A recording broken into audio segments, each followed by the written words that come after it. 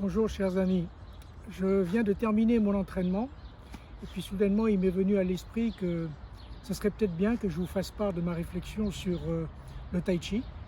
Ça doit vous intéresser, puis au-delà de vous-même, tous les pratiquants de tai chi pourraient trouver un intérêt à ce que je vais dire. Le tai chi est paradoxal, il est à la fois très connu et méconnu. Très connu parce que maintenant il s'est internationalisé, on le pratique sur tous les continents de la planète et les pratiquants se comptent en centaines de millions. Cependant, il est méconnu. Méconnu pourquoi? Parce que on a de lui une idée tronquée, une idée réductible qui est une sorte de gymnastique douce de santé réservée plus en général à des personnes âgées ou à des jeunes qui veulent s'adonner à une activité plutôt ludique. Or, le tai chi est à l'origine un art martial. Et ce point de vue est assez méconnu. Et le paradoxe aussi, c'est l'objet de ma réflexion, c'est pourquoi est-ce que le tai chi, qui est à l'origine un art martial, aujourd'hui d'une part il est devenu plutôt un exercice de santé, et d'autre part, pour ce qui est du martial, il est extrêmement décrié, parce que, on le sait, depuis ce dernier nombre d'années, il y a eu un certain nombre de défis qui ont été faits en Chine, notamment, entre des maîtres de tai chi et des pratiquants d'autres boxes externes. Et le résultat est que le pratiquant de tai chi, en général, ne fait pas le poids et le combat ne dure pas plus d'une minute. Ceci est absolument pathétique et cela donne une très très mauvaise image de cette boxe interne. Donc je vais essayer de répondre à cette question.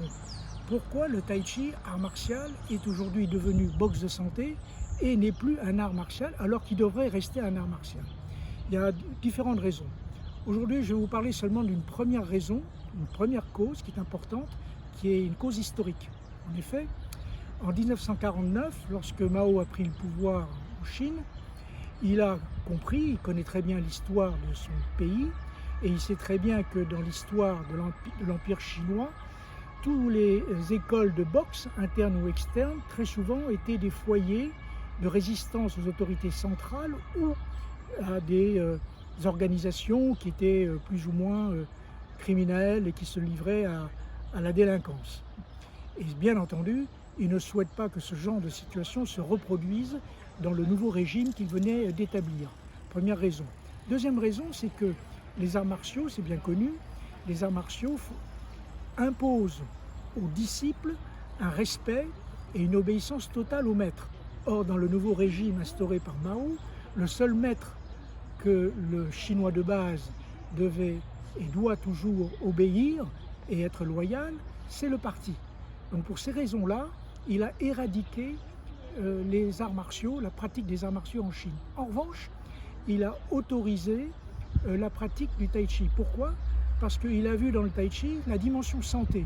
Il a fait éradiquer la dimension martiale en interdisant la pratique martiale, en interdisant les tournois, les compétitions, mais il a autorisé la pratique de santé.